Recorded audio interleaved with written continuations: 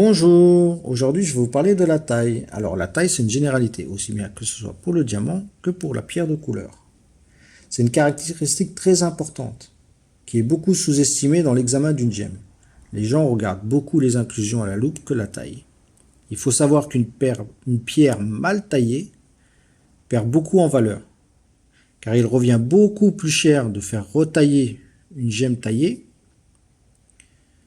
qu'un brut. Mais il y a des gens qui recherchent les pierres mal taillées pour les négocier vraiment au plus bas prix et les refaire une plus-value en les retaillant. Quels sont les points importants de la taille? Déjà connaître les différents types de taille, ainsi que les caractéristiques de ces tailles. Le nombre de facettes qu'il faut, les proportions d'angle, que ce soit du rondis à la couronne ou du rondis à la culasse. Il faut que tout soit parfaitement homogène.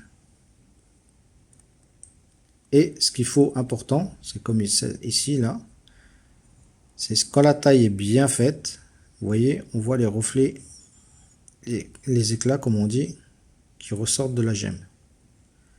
En fait, quand la lumière pénètre, automatiquement, elle est reflétée. En fait, elle va rebondir sur les facettes de la culasse et ressortir au niveau de la table. Les facettes doivent être symétriques. Ça veut dire que si on trace un axe, ici comme ça, ou ici comme là, et qu'on plie la pierre, les facettes ainsi que les arêtes et les points de croisement des arêtes doivent se toucher. Les arêtes doivent être le plus linéaires et définies, sans ébrichure ou éraflure. Les facettes homogènes. Si un élément n'est pas conforme, la taille peut être considérée comme ratée. Et la retailler devient indispensable. Pour certaines pierres qui ont des couleurs sombres, le lapidaire va jouer sur la culasse, soit en la réduisant, soit en l'augmentant. Vous avez aussi le polissage qui peut être mal exécuté, où le lapidaire oublie de polir certaines facettes. À partir de là, le prix de la gemme va perdre en valeur, parce qu'il faudra soit repolir, soit retailler. Et retailler et repolir une pierre, comme je vous dis, ça coûte beaucoup plus cher.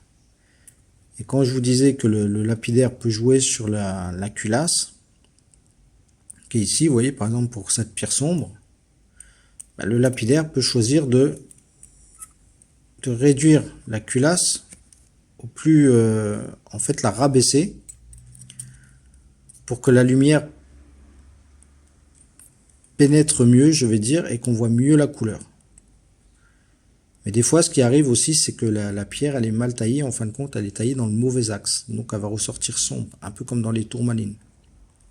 Si une tourmaline est taillée dans le mauvais axe, automatiquement, elle aura une couleur un peu sombre. Donc, voilà ce que j'ai à vous dire au niveau de la taille. Si vous avez des questions, laissez un commentaire, posez votre question. Et abonnez-vous. Enfin voilà, j'espère que cette petite vidéo vous aura plu. Et je vous dis à plus. Ciao, ciao. Ah, aussi un autre petit truc, je ne sais pas si je vous l'ai dit. Vous voyez cette pierre là? Ben, le lapidaire, lui, il a fait en sorte... Ah si, je vous l'avais dit sur l'autre.